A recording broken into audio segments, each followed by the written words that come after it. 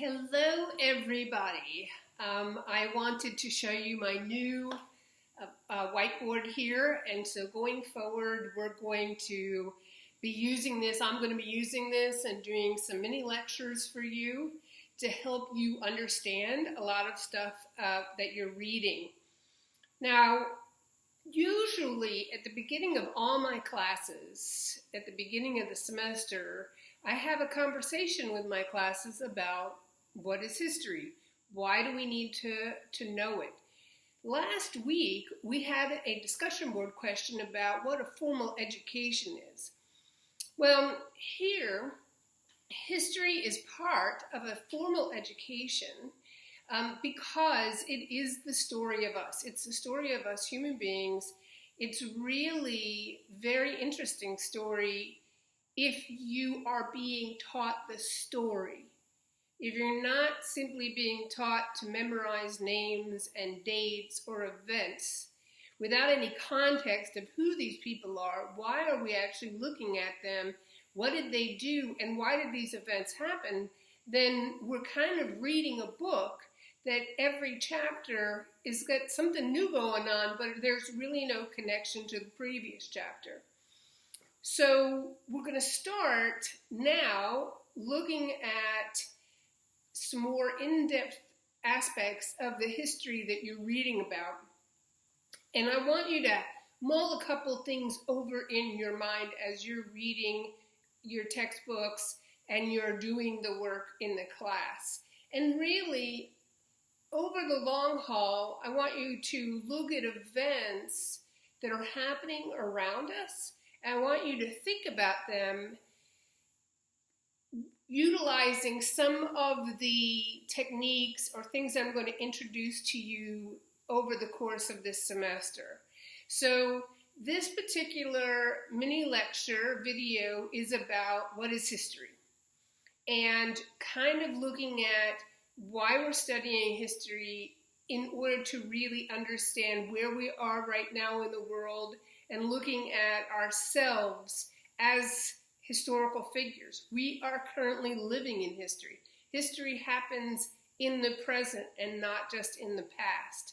Okay, so what is history? History is the story of us, you and me and everybody really. I mean, everyone who's on this planet that we study in world civilizations or in American history, or if you're taking history in a four-year school, you're looking at more specific topics in history, the Romans or the Greeks, the classical period, the Persians, or you're looking in a more modern time when you're looking at colonization and you're looking at World War I, World War II, all kinds of events are happening around us, and regardless of the time frame, it always is about us. It's a story of us. History is really unique in that it's about perspective. Perspective is key, totally key to understanding history. And this piggybacks on what I asked you last week about, are you ready? Are you ready to hear things that perhaps you are not okay with or might be a little bit outside of your comfort zone? So perspective is really, really important when it comes to history. And when you are studying history, you need to look at many perspectives in order to really get a better picture of what it is that you're reading and learning about. So, for instance, here's a good for instance. We know that the event happened called Kristallnacht, which is the night of the broken glass prior to World War II in Germany. And it was a night where Nazi youth went around and broke the windows, broke the glass of Jewish establishments and temples and synagogues and homes. And that event happened. That's a fact. Now, Would the perspective be different if you heard that story from someone who is a Nazi or from someone who is Jewish? Would the perspectives be different? Of course they are. When you're looking at American history, we know that the Declaration of Independence was signed. So is that Declaration of Independence, is that perspective of that event different if it's coming from women who had no say, slaves who had no say, the founders who had visions of a glorious creation of a country where there was self-empowerment and self-governance, as opposed to the loyalists who never believed for a moment that this ragtag team of Americans could beat the strongest army in the world.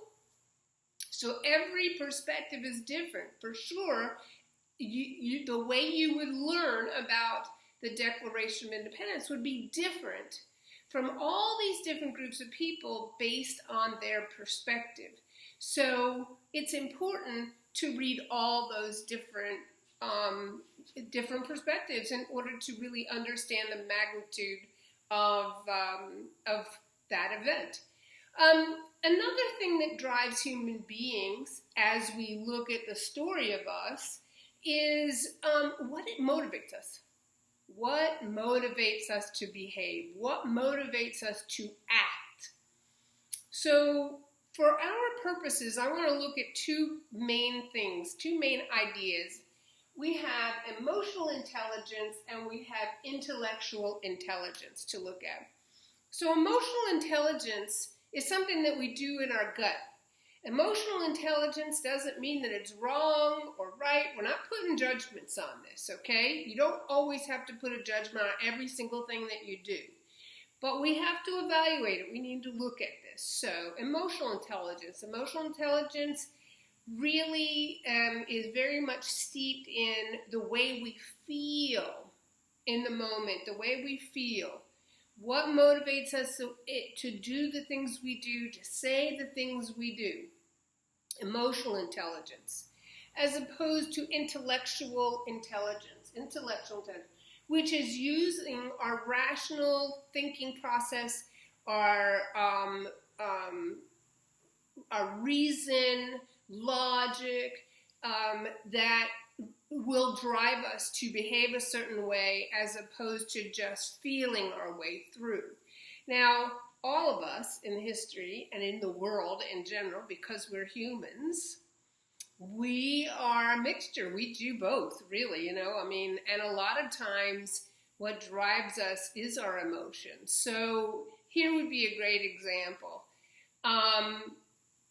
If you're driving down the road and you get a text, everybody, I think, kind of gets that, ooh, I just got a text. But do you go and get the phone, intellectually, that you should not be getting the phone because that could cause a wreck. But our emotions say, hey, I really want to see what's going on here, what is happening. And in that moment that you are reasoning out, is it my emotion that's going to motivate me to pick up that phone? Or is it going to be my intellect that realizes, no, I'm not going to pick up that phone? Let's say there's a lot of traffic and you know that there's a problem. Someone is sick in your house, you have a child that's sick, or you've got a parent that's sick, or a sibling that's sick. And you are waiting on the edge for a phone call, and somebody texts you, and there's a ton of traffic. What are you going to do? I know emotionally you want to answer that call, but intellectually, if you answer or answer that text, if you answer that text and you're in a lot of traffic, you could then be hurt, and you can hurt others. But it's really a priority. But is it really a priority? If you are in the car and you're driving somewhere and you get a text maybe your response should be trying to make a phone call instead, especially if you have Bluetooth on your phone. If you don't have Bluetooth, now you're going to have to you're going to have to reason that out. Is it safe enough for me to look away and dial the number? Do I have the ability to do that very quickly? Or if you don't, and it's really busy, is a phone call really going to be necessary in that very moment? Could it not wait another minute? Because whatever's happening is not happening with you where you are. Whatever's happening is happening further away. And can you really do something about this? Can you really make a change? Do something. So you have to reason through your emotions many times. And sometimes we don't do a very good job at it. And when we don't always do a good job at it, ramifications happen that might not actually be really great. And we've all done that. Everybody has done that, because to be human, you are a mixture. You're a complicated mixture of emotions and intellect.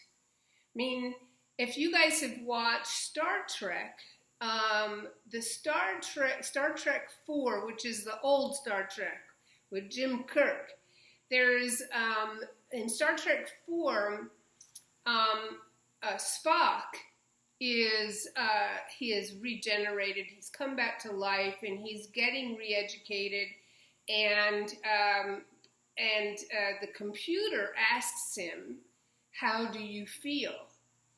And he says, "I don't understand this question. It's not a logical question. I don't understand this question." And his mother comes up behind him and says, "Spock, what's wrong?" And he said, "I don't understand this question." And she says, "Well, the computer knows that you're half human. And because you're human, you have feelings." So even Spock had to deal with that. Even the Vulcan Spock had to deal with that. So feelings are just part of us. A lot of times, most of the time, we can't make a value judgment on. We can't make a judgment if they're right or wrong or good or bad, because they're feelings. And some of the feelings we have that are based in fear or based in anger, those feelings can mostly be overridden or at least thought through your intellectual intelligence, to rationally think through problems, think through the issues you face. So we face a lot of things in the world today. We have a lot of fear in the world today. We're going through a pandemic. We're really dealing with some crazy, crazy things. And we all have big, strong feelings about that. Everybody does. So how do we get through each day? How do we manage? Well, we have to reason our way through it. We have to understand it. We have to try and make sense of it all. And history is doing that. It's making sense of things that have happened in the past, trying to understand them, and trying, as we understand them, to learn from them so that maybe we can think differently going forward.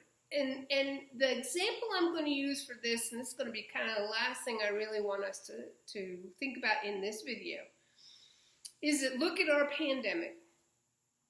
We are in the midst of this viral pandemic, and already we have got scientists all over the globe working on helping people understand what the virus is about, helping us mitigate trying not to get the virus, as I am here at home working with a whiteboard, trying to help us understand how to mitigate, wear masks or stay home or wash your hands, and really, really explaining what it is, social distancing and things like that. We also have scientists who are virologists who have spent their life studying viruses. And what have they been able to do for us? Well, they really have been at the forefront of dealing with this virus and working with people who make vaccines, drug companies, and other researchers to make vaccines for this particular virus. That's never happened in the history of the world. It didn't happen in 1918 when we had the world pandemic, where thousands and thousands of people died. And before that, when we study history, we study the plague. Oh my gosh, the plague really created havoc in Europe, and it came from China, and it moved west into Europe. And it took for a long time, and there was nothing people could do about it. And the way they dealt with it was they just said, this is a plague on us from God. We've sinned, we've done something wrong, because they didn't understand germ theory and science like we do now. So when we look back on historical events like that, we can actually take solace and feel much better about what is happening right now, because we have the advantage of science on our side, and that is, and those scientists learned, they studied the plague, they studied the 1918 pandemic and other pandemics that we are not really aware of, but have happened in the history of the world. And so that education in history on virology and understanding pandemics is really helping modern scientists get us back to some form of normalcy. But with that being said, emotionally, we still are really stressed out, and we really need human contact, because we human beings are pack animals. We need to be around other human beings, and that being around other humans helps us manage our emotions and manages our stress. And when that can't happen, then it makes it a whole lot worse on us. So it's really a hard time, and yet there are lights at the end of this tunnel, and we will get there sooner than later. So keep that in mind as we learn the story of us, as we look through the history of the world, of what we're studying, no matter what it is. Think about emotions. How do emotions play into this? Think about intellect. How does intellect play into this story? And how does it tie it all together? And what is the motivation that people take? Or what is the motivation that moves people to behave a certain way?